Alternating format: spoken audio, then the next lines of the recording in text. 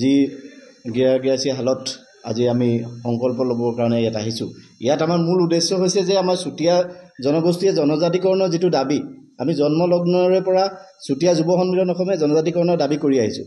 1980 চনৰ পৰা চুতীয়া যুৱ সন্মিলন অসমে এই জনজাতিকৰণৰ প্ৰক্ৰিয়াটো আমি আগবঢ়াই আনিছিলোঁ। আমি যোৱা সময়ছোৱাত দেখিছোঁ যে কংগ্ৰেছ চৰকাৰৰ দিনতো জনজাতিকৰণৰ ইছ্যুটো অকল আলোচনাৰ ওপৰত আলোচনা কৰি তেওঁলোকে যিকোনো প্ৰকাৰে পিছুৱাই লৈ গৈছে। এতিয়া দেখিছোঁ যে নতুন চৰকাৰখন যেতিয়া বিজেপি চৰকাৰ আহিলে, তেওঁলোকে কাৰ্যলৈ অহাৰ আগতে 1914 চনত তেওঁলোকে আমাক প্ৰতিশ্ৰুতি দিছিল যে জনজাতিকৰণৰ ক্ষেত্ৰত তেওঁলোকৰ কাৰ্যভাৰ লোৱাৰ পিছতে ব্যৱস্থা গ্ৰহণ কৰিব। তাৰপিছত 19 চনত আমি দেখিলোঁ যে 19 চনতো তেওঁলোকে সেই একেটাই কৰিলে, যে তেওঁলোকে কৈছিলে যে তেওঁলোকৰ কাৰ্যভাৰ লোৱাৰ 100 দিনৰ ভিতৰত জনজাতিকৰণৰ মৰ্যাদা তেওঁলোকে আমাক প্ৰদান কৰিব। কিন্তু এইটো ফুটুকাখনত পৰিণত হৈছে।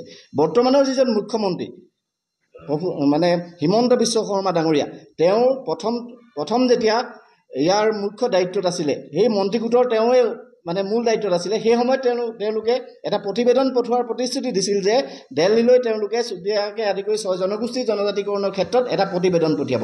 কিন্তু সেইটো নপঠিয়ালে। তাৰপিছত আকৌ তেওঁলোকে জনজাতিকৰণৰ ক্ষেত্ৰত জনজাতি পৰিক্ৰমা মন্ত্ৰী ৰণোজ পেগুৰ নেতৃত্বত আৰু এখন কমিটি তেওঁলোকে গঠন কৰিলে। কিন্তু আমি দেখিছোঁ আজি পৰ্যন্ত তেওঁলোকে জনজাতিকৰণৰ ক্ষেত্ৰত কোনো প্ৰতিবেদন পঠোৱা নাই।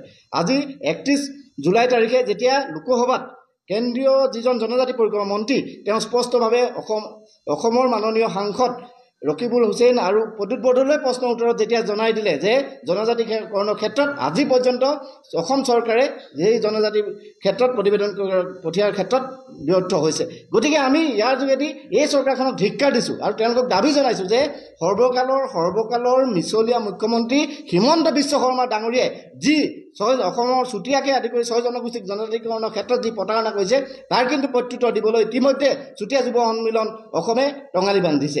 আমি অহা 18 তাৰিখে অসমৰ 450টা আঞ্চলিকত সংকল্প গ্ৰহণ কৰিম যে জনজাতিকৰণ যেতিয়ালৈকে আমি লাভ নকৰিম, তেতিয়ালৈকে কিন্তু কোনো ৰাজনৈতিক দলৰ লগত আমি সহযোগিতা নকৰিম আৰু প্ৰয়োজন হ'লে সেই ৰাজনৈতিক দলৰ নেতাসকলক আমাৰ অধ্যুষিত অঞ্চলত কিন্তু সোমোৱাৰ ক্ষেত্ৰত বাধা প্ৰদান কৰিম। তাৰোপৰি অহা 20 আগষ্ট তাৰিখৰ পৰা অসমৰ প্ৰত্যেকখন জিলাতেই আমি জনজাতিকৰণৰ দাবীত জোৰ সমদলৰ কাৰ্যসূচী গ্ৰহণ কৰা হ'ব। আৰু তাৰোপৰি ইয়াৰ পৰা আমি সকীয়াই দিব বিচাৰিছোঁ যে জনজাতিকৰণৰ ক্ষেত্ৰত মুখ্যমন্ত্ৰীজনে যোৱা মাৰ্চ মাহত আমাক মাতি নি যি আলোচনা কৰিছিল যে জনজাতি পৰিক্ৰমা মন্ত্ৰী ৰণোজ পেগু ডাঙৰীয়াৰ নেতৃত্বত এপ্ৰিল মাহৰ 31 তাৰিখৰ আগত জনজাতিকৰণৰ বাবে তেওঁলোকে প্ৰতিবেদন পঠিয়াব। কিন্তু আজি পৰ্যন্ত তেওঁলোকে প্ৰতিবেদন পঠিওৱা নাই। গতিকে এই চৰকাৰখনক আমি ধিক্কাৰ দিছোঁ যে তেওঁলোকে জনজাতিকৰণৰ ক্ষেত্ৰত যি পদক্ষেপ গ্ৰহণ কৰিব লাগে সেই পদক্ষেপ গ্ৰহণ কৰা নাই। বৰ্তমান সময়ত আমি দেখিছোঁ তেওঁলোকে কি কৰিছে যে আমাৰ ইয়াৰ পৰা যিসকল বিদেশী বহিষ্কাৰকৰণৰ কাৰণে যি ব্যৱস্থা গ্ৰহণ কৰিছে, সেই ব্যৱস্থা গ্ৰহণ কৰিছে আমি ভাল পাইছোঁ। কিন্তু তেওঁলোকে সেই বিদেশীসকলক বহিষ্কাৰণৰ যি ব্যৱস্থা কৰিছে, তাত যি বৈষম্যমূলক নীতি কৰিছে, তাৰ সলনি তেওঁলোকে যদি 6 জনগোষ্ঠীক জনজাতিকৰণ কৰি এখন জনজাতি ৰাজ্য হিচাপে অসমখনক ঘোষণা কৰিলেহেঁতেন, ইয়াৰ যিসকল থলুৱা জনগোষ্ঠী আছে তেওঁলোকৰ বাবে এই ভূমি সংৰক্ষিত হ'লহেঁতেন, ইয়াত বহিৰাগতসকলে কোনো ধৰণৰ ইয়াত তেওঁলোকে সোমাবৰ কাৰণে সুবিধা নাপালেহেঁতেন।